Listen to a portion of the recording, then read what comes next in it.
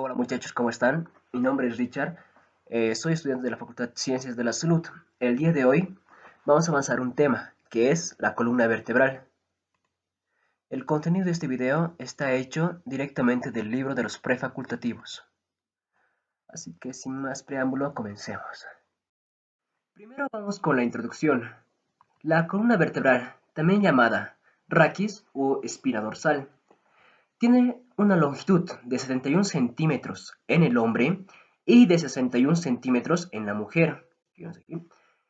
Su función principal es de proteger a la médula espinal, que vemos que está saliendo desde la base del cráneo, está recorriendo por el agujero vertebral hasta el sacro.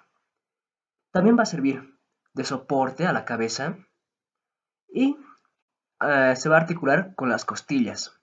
Y también va a dar inserción a grandes músculos de la espalda. Su conformación va a estar conformada por 7 vértebras cervicales, que le vemos aquí, 7 vértebras cervicales, 12 vértebras dorsales, 5 vértebras lumbares, un sacro y un coxis. Que el sacro va a ser la fusión de 5 vértebras sacras y el coxis va a ser la fusión de 4 vértebras coxígeas. Todas estas vértebras van a estar interpuestas por un disco intervertebral, el que vemos aquí, en el cual va a tener por composición un anillo fibroso y un núcleo pulposo, que vamos a ver aquí en todos los espacios. Curvaturas normales. Estamos hablando de las curvaturas de la columna vertebral. Vamos a encontrar una curvatura que son secundarias y otras que son primarias. Primero, la curvatura cervical y la lumbar son secundarias. ¿Por qué?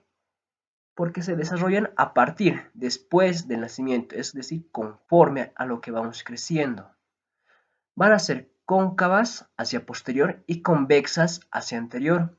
La curvatura torácica y la curvatura sacra son primarias.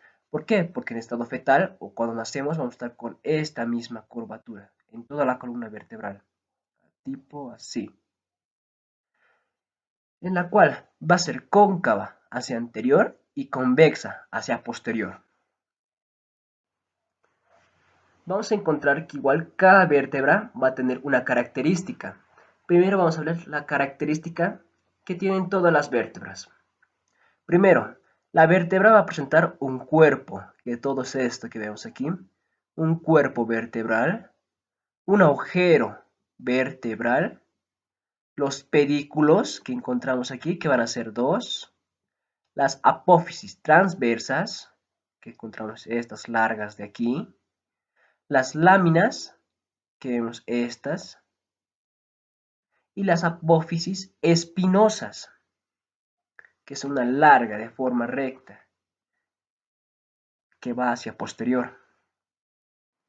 En la región cervical vamos a encontrar que son las vértebras cervicales, que van a ser en número de 7. Van a tener un cuerpo pequeño, que esta que vemos aquí, y un arco vertebral mucho más grande. Por ende, el foramen vertebral o agujero vertebral va a ser mucho más grande y de forma triangular. Va a presentar una apófisis espinosa bífida. ¿A qué me refiero con bífida? Que en su vértice se va a bifurcar en dos. Igualmente va a presentar apófisis transversas en el cual va a tener unos tubérculos, un tubérculo anterior y un tubérculo posterior. Vamos a encontrar carillas articulares superiores y otras dos superiores y dos inferiores. Igualmente vamos a encontrar sus láminas. Y ahora, aquí en el libro nos decía que presenta 3 forámenes. Va a presentar los agujeros transversos o foramen transverso, que van a ser estos de aquí, que van a ser el número 2, y el foramen vertebral o agujero vertebral. En ahí conformarían los 3 forámenes de la región cervical. Ahora, la primera, la segunda y la séptima vértebra cervical son diferentes y las vamos a ver por qué y vamos a ver sus nombres. Primero, La primera cervical es el atlas, la segunda es el axis y la séptima cervical, que van a tener una diferencia entre todas las cervicales. Primero, el atlas. En el atlas vamos a encontrar que tiene un anillo con dos arcos. Este que vemos aquí va a ser un anillo, completamente un anillo con dos arcos. Un arco anterior, que vemos aquí, que está aquí, y un arco posterior. Va a carecer de apófisis espinosa y de cuerpo, no va a tener cuerpo, pero al mismo tiempo va a tener apófisis transversas, los agujeros transversos y las apófisis articulares, o también llamados faceta articular, que vemos aquí, que es medio zapatito, de esa forma lo tenemos, que van a ser superiores, dos superiores y otras dos inferiores.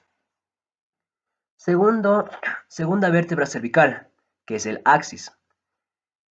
Esta sí va a presentar un cuerpo y vamos a encontrar una apófisis muy sobresaliente, que vemos esta de aquí, que es la apófisis odontoides, que esta va a articularse justo aquí, en esta faceta, en el arco anterior, en su cara posterior. Igual que todas las vértebras cervicales, esta va a presentar las carillas articulares, dos superiores y otras dos inferiores. Va a presentar los pedículos, las apófisis transversas, los agujeros transversos que vemos aquí, las láminas y la apófisis espinosa, que en aquí sí va a presentar y que va a ser bífida. Y ahora, la séptima cervical, también llamada vértebra prominente. ¿Por qué? Vemos aquí una vértebra cervical normal, que es diremos, de C3 a C6. Y aquí está la séptima vértebra cervical. ¿Por qué les decimos prominente?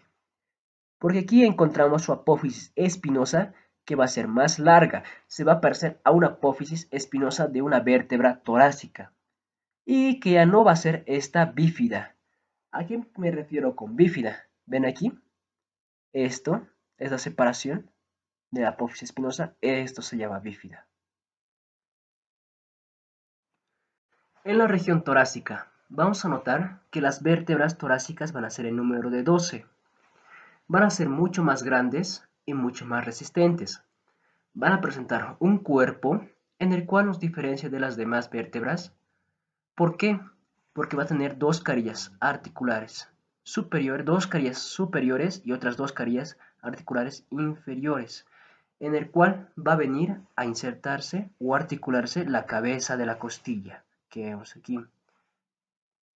Van a venir vértebra torácica y otra vértebra torácica, van a formar recién una carilla completa, en el cual va a venir a alojarse la cabeza de la costilla.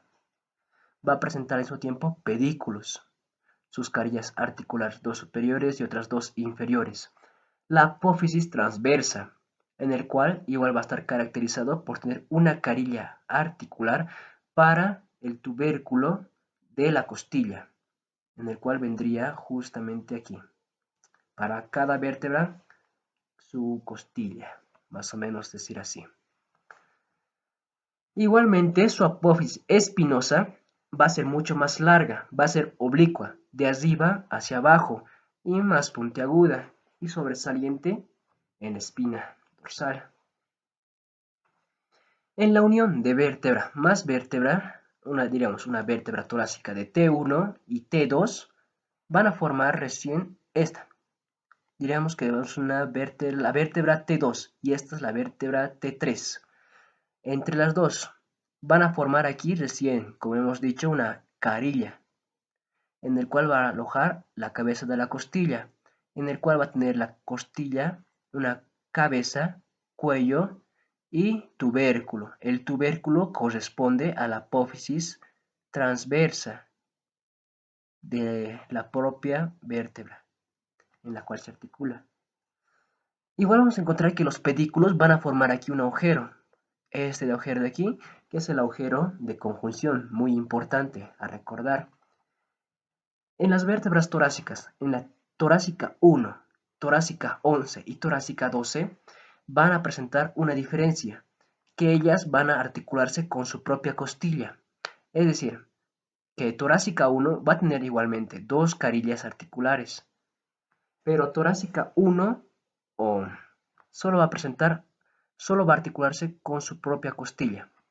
Y al mismo tiempo, la torácica 11 y torácica 12 igualmente van a articularse con su propia costilla. Un dato igual de las vértebras torácicas es que en ellas, solo en estas vértebras se articulan con las costillas. No vamos a ver una vértebra cervical, tampoco una lumbar, articuladas con las costillas. En la región lumbar, son las más grandes y las más fuertes, debido a que el peso corporal se va hacia la región lumbar o la región inferior de nuestra columna vertebral. Por eso los cuerpos son mucho más grandes. Igualmente va a presentar un cuerpo que es mucho más grande que las demás vértebras. Va a presentar igual apófisis transversas, que van a ser también llamadas apófisis costiformes, porque están muy desarrolladas estas apófisis transversas. Va a presentar igual una apófisis espinosa, en el cual va a ser de forma cuadriláteral, va a ser recta hacia atrás. Igualmente va a presentar apófisis articulares superiores y apófisis articulares inferiores, en el cual lo que nos diferencia de las demás también vértebras, que va a presentar sus pedículos, que igual va a ser su borde inferior mucho más cóncavo y grande que su borde superior. Estas vértebras, como ya hemos dicho, van a soportar el peso corporal y van a dar inserción a grandes músculos en él. En la región sacra, vamos a encontrar que este es nuestro hueso sacro. Vamos a tener una vista anterior, una vista posterior, una base, un vértice, que vamos a encontrar por aquí, una base, un vértice y unas caras laterales. ¿A qué me refiero con esto? A ver, primero, en la región sacra vamos a encontrar solo un hueso, que es la fusión de 5 vértebras sacras. Va a ser de forma triangular, que vemos aquí, de forma triangular. Va a estar ubicado entre los dos huesos coxales, que vendrían aquí. Es la fusión, como hemos dicho, de 5 vértebras sacras, que es a los 16 a 18 años de edad, completándose a los 30 años. Su concavidad anterior, ahora aquí en el libro nos dice concavidad anterior, en el cual también es la cara anterior, que es todo esto de aquí, toda esta de aquí, cara anterior. ¿Por qué le decimos cóncava? Pueden ver esta parte de aquí, esta es la cara anterior, vista de un lado lateral, va a ser cóncava. Su cara posterior, que va a ser convexa. Primero, en la cara anterior va a presentar unas líneas transversales que vemos aquí, que va a ser por la fusión de las vértebras de los cuerpos. A los lados vamos a encontrar unos agujeros, que son los agujeros sacros anteriores.